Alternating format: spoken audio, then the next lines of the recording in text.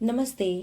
आज मी दुपारच्या जेवणासाठी भाजी चपाती न बनवता फक्त बनवलेली आहे बिर्याणी आणि तेही अगदी कोणतंच जास्त तामझाम न करता अगदी सोप्या पद्धतीने परफेक्ट अशी हॉटेल स्टाईल बिर्याणी बनवलेली आहे.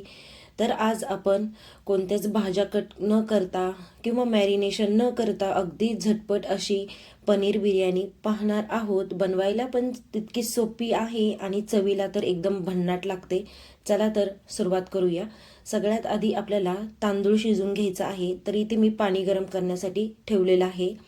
त्यामध्ये मी सगळे खडे मसाले टाकून घेतलेले आहेत. जिरी टाकलेली आहे, लिंबू टाकलेला आहे, मीठ टाकून घेतलेलं आहे, 1 चमचा तूप टाकून घेतलंय आणि आता यामध्ये बासमती तांदूळ टाकून घेतलेला आहे. बासमती तांदूळ अर्धा तास मी भिजत ठेवला होता.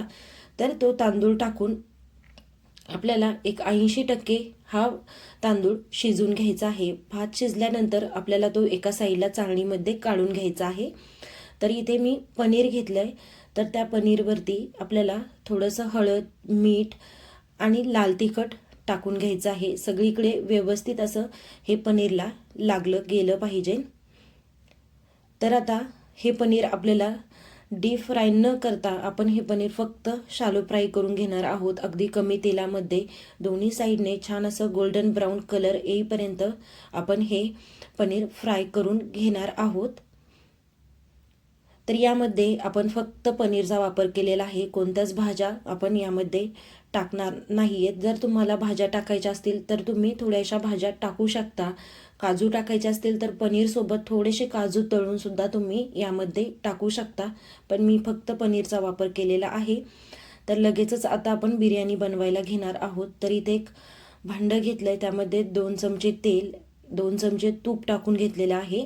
त्यामध्ये थोडेसे आपण खडे मसाले टाकून घेतले, जिरी टाकलेली आहे, हिरवी मिरची टाकून घेतलेली आहे आणि 2 उभे पातळ चिरलेले कांदे आपल्याला यामध्ये टाकून घ्यायचे आहे. तर कांदा आपल्याला छान असा गोल्डन ब्राऊन कलर येईपर्यंत आपण हा कांदा परतून घेणार आहोत. तर इथे आपला कांदा परतला गेला आहे.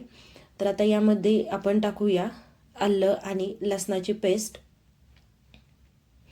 तर ती सुद्धा आपण थोडीशी परतून घेऊया. तर बिर्याणीसाठी लागणारा थोडासा तळलेला कांदा मी आधीच तळून ठेवलेला आहे. त्यामध्ये आता परत आपण एक टोमॅटो टाकलेला आहे पिकलेलं. तर थोडंसं परतून घेतलं. आता आपण यामध्ये मसाले टाकूया. मसाल्यांमध्ये मी लाल तिखट टाकलेलं आहे, हळद टाकलेली आहे, धना जिरा पावडर टाकलेली आहे आणि 2 चमचे बिर्याणी मसाला टाकलेला आहे. बिर्याणी मसाला थोडासा जास्त टाकायचा आणि थोडंसं पाणी टाकून घेतलेलं आहे म्हणजे आपले मसाले करपणार नाही. तर थोडंसं आपण हे परतून घेतलं. एकदम गॅस कमी करायचा आणि यामध्ये आपल्याला टाकायचं आहे दही. तर एक 5 ते 6 चमचे मी दही यामध्ये टाकलेलं आहे. दही जास्त आंबट यामध्ये वापरायचं नाही. आणि थोडंसं परतून घेतल्यानंतर यामध्ये मी अर्धा ग्लास पाणी टाकलेलं आहे. आपल्याला या मसाल्याची ग्रेव्ही तयार करून घ्यायची आहे. तर थोडंसं झाकण ठेवून ही आपण ग्रेव्ही छान अशी शिजवून घेतलेली आहे. परफेक्ट अशी आपली इथे ग्रेव्ही तयार झालेली आहे बिर्याणीसाठी. तर त्यामध्ये आपण थोडीशी कोथिंबीर, थोडंसं पुदिना टाकून घेतलेला आहे. आपण मीठ टाकून घेऊया. आधी मीठ टाकलेलं नाही आहे. तर चवीपुरतं आपण यामध्ये मीठ टाकून घेतलेलं आहे. एकदा मिक्स करून घेऊया. तर परफेक्ट आपली इथे ग्रेव्ही तयार झालेली आहे. आता यामध्ये आपल्याला टाकायचं आहे पनीर. जे तळून घेतलेलं, फ्राय करून घेतलेलं पनीर होतं. तर ते पनीर मी यामध्ये टाकून घेतलं आहे. एकदा मिक्स करून घेऊया व्यवस्थित आणि झाकण ठेवून 1-2 मिनिट आपण हे पनीर फक्त ह्या ग्रेव्हीमध्ये शिजवून घेणार आहोत. जास्त काही शिजवायची गरज नाही. 2 मिनटं फक्त ह्या ग्रेव्हीमध्ये हे पनीर मुरलं पाहिजे. तर इथे आपली जी बिर्याणीची ग्रेव्ही आहे तर ती तयार आहे. मसाला तयार आहे. त्यावरती तळलेला कांदा टाकून घेतलेला आहे आणि आता जो भात होता शिजवलेला तो सुद्धा टाकून घेतला आहे. जे भात शिजवलेलं पाणी होतं तर ते पाणी आपण थोडंसं यामध्ये टाकूया. साधारणतः छोटी अर्धी वाटी पाणी यामध्ये टाकलेलं आहे. केशरचं दूध आपण यावरती टाकून घेतलेलं आहे. तूप टाकून घेतलेलं आहे जे पाणी टाकल्यामुळे आपली जी बिर्याणी आहे तर ती जास्त ड्राय होत नाही, छान अशी ज्युसी आपली बिर्याणी तयार होते.